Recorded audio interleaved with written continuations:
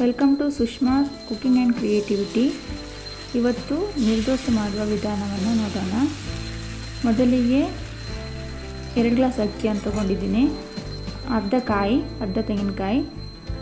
ಈ ಅಕ್ಕಿಯನ್ನು 7 ರಿಂದ 8 ತಾಸು ನೆನೆಸಿಟ್ಕೋಬೇಕು. ನೆನೆಸಿರುವ ಅಕ್ಕಿಯನ್ನು ಚೆನ್ನಾಗಿ ತೊಳ್ಕೊಂಡು ಮಿಕ್ಸಿ ಜಾರ್ಗೆ ಹಾಕಿ ಅದಕ್ಕೆ ತುರಿದಿರುವಂತಹ ಕಾಯಿ ಹಾಗೂ ರುಚಿಗೆ ಎಷ್ಟು ಬೇಕಾಗುತ್ತೆ ಅಷ್ಟು ಉಪ್ಪನ್ನು ಸೇರಿಸ್ಕೊಳ್ಳಿ. ಆಮೇಲೆ ಅರ್ಧ ಗ್ಲಾಸ್ ನೀರನ್ನು ಸೇರಿಸಿ ನುಣ್ಣಗೆ ರುಬ್ಕೋಬೇಕು.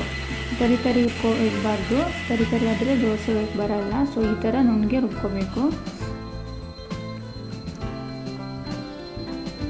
ಇಲ್ಲಿ ಸಹ ನೀರು ಆ್ಯಡ್ ಮಾಡ್ಕೊಳ್ಳೋದು ನೋಡ್ಕೊಳ್ಳಿ. ನೀರು ದೋಸೆಗೆ ಸ್ವಲ್ಪ ಹಿಟ್ಟು ತೆಳುವಾಗಿ ಬೇಕಾಗತ್ತೆ. ನೀರು ಆ್ಯಡ್ ಮಾಡ್ಕೊಳ್ಳೋಕೆ ನೋಡ್ಕೊಳ್ಳಿ. ಈ ಥರ ಸೌಟಿನ ಹಿಂದ್ಗಡೆ ಒಂದು ಕೋಟಿಂಗ್ ಬರುವಷ್ಟು ನೀರನ್ನು ಆ್ಯಡ್ ಮಾಡ್ಕೊಂಡಿದ್ರೆ ಸಾಕು.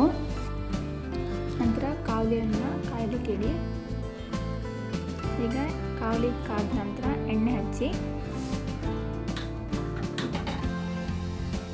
ತೆಳುವಾಗಿ ನಿರ್ದೋಸೆಯನ್ನು ಈ ರೀತಿಯಾಗಿ ಹೊಯ್ಕೊಳ್ಳಿ.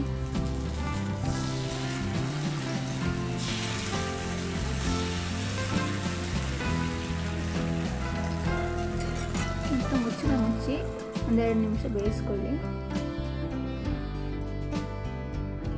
ಇಲ್ಲಿ ದೋಸೆ ಬೆಂದ ತಕ್ಷಣ ಸೈಡ್ ಬಿಟ್ಕೊಂಡು ಬರುತ್ತೆ, ಆವಾಗ ದೋಸೆ ಬೆಂದಿದೆ ಅಂತ ಅರ್ಥ. ಸಾಮಾನ್ಯವಾಗಿ ನಿರ್ದೋಸೆಯನ್ನು 2 ಸೈಡ್ ಬೇಯಿಸಲ್ಲ. ನಾನಿಲ್ಲಿ 2 ಸೈಡ್ ಬೇಯಿಸ್ತೀನಿ, ಯಾಕಂದರೆ ಒಂದಕ್ಕೊಂದು ದೋಸೆ ಅಂದ್ಕೋಬಾರ್ದಂತ. ಸೊ ಈಗ ಆಗಿದೆ, ದೋಸೆ ಆಗಿದೆ.